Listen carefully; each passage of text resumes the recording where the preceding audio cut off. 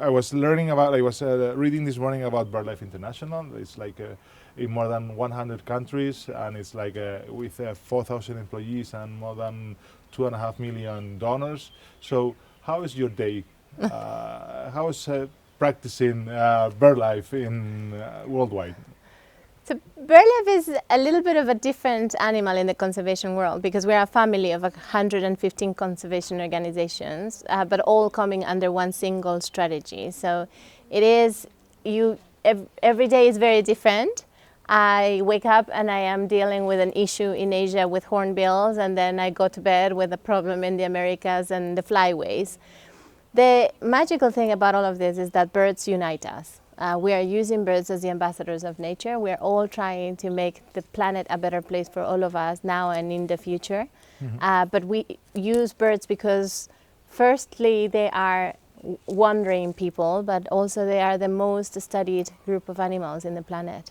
So there's more scientific information about birds than anything else. They're in every single continent of the planet, so they can actually tell you what is happening with the rest of the planet and how healthy it is, how problematic it is where they're living, how complicated it is when they're migrating, what are the reactions to climate change.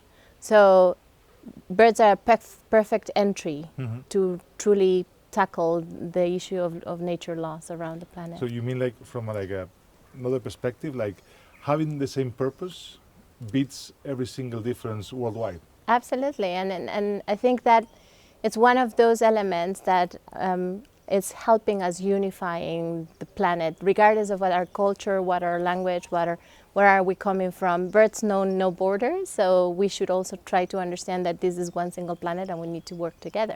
And I think that goes to every single ecosystem, whether it is business or governments or people or nature. We are part of one single system, and what we are doing here is having an impact somewhere else. And how do you manage your relationship with different stakeholders? You know, how your agenda? Like, do you invest like time in like everything like related to donors, but also like to press or to kids that initiatives that you are developing them? Well, so it depends a little bit on the issue, but I would say our audiences are varied. We praise ourselves and are very proud of being a very scientific-based organization. We are the bird authority for the planet. We are the ones who are managing and curating the red list. So we determine what are the most threatened birds in the planet, and we update that list every year. But we understand that scientific information is not easy to digest always, so we are tailoring that to politicians, and we work very closely with governments. I mean, whether it is the European Commission or a small municipality in the middle of Spain. We work closely through our partners with the local communities that are actually having an impact on whether the birds are being conserved or not. We work closely with children and the migration of birds, and I'm just seeing some of them here, just capture the imagination of children, understanding that these birds are going to Africa in the winter, and they come back and they are staying here and they're nesting and having babies here. So we tailor the message depending on what are the impacts that we want to have, but we understand that science informs our action.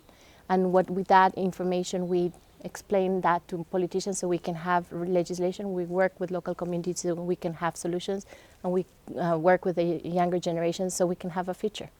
So how are you seeing like private sector supporting these kind of initiatives?